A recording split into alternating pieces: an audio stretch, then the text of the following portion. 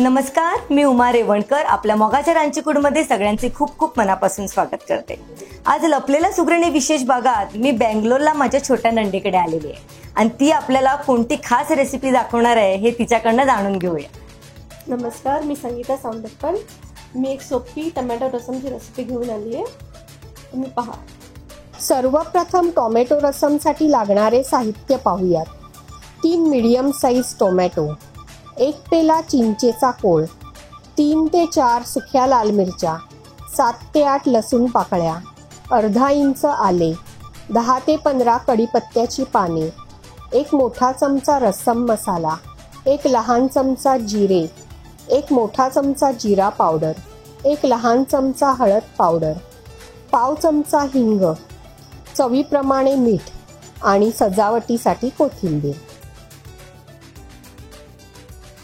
इकडे आज मला डाळ पण बनवायची होती, त्यामुळे मी टोमॅटो डाळीतच शिजवले आहेत। आपण नुसते पाण्यात पण शिजवू शकता किंवा गॅसच्या फ्लेमवर पण भाजू शकता।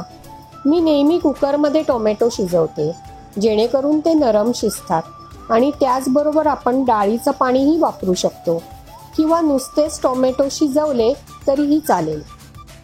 टोमॅटो खूप गरम आहे, म्हणून मी इकडे थोडं पाणी वापरते, जेणेकरून ते हाताने स्मॅश करता येतील।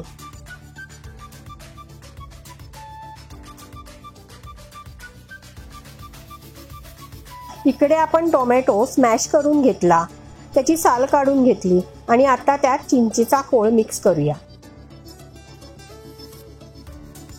आता यात 1 मोठा चमचा रसम पावडर, 1 लहान चमचा जिरा पावडर आणि 1 मोठा चमचा गूळ पावडर घालून मिक्स करूया।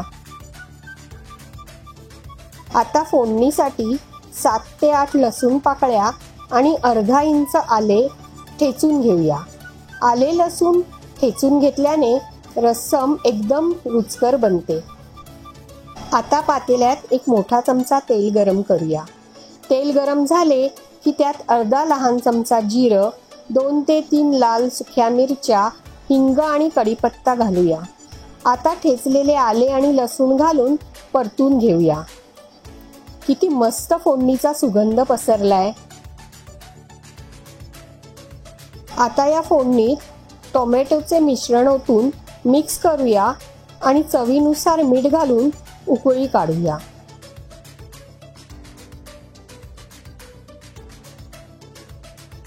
रस्समला उकळी यायला लागली, आता कोथिंबीर घालूया।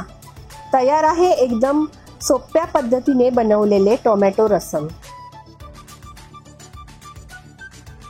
मग कशी वाटली आपल्याला ही टोमॅटो रसमची रेसिपी? ही सोपी रेसिपी दाखवल्याबद्दल माझ्या छोट्या नंडीचे मनापासून आभार।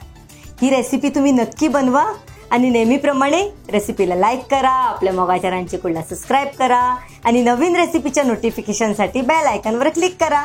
तर पुन्हा भेटूया अशा सोप्या रेसिपी सोबत। तोपर्यंत देव तुमच्या सगळ्यांचे आरोग्य बरे धरो।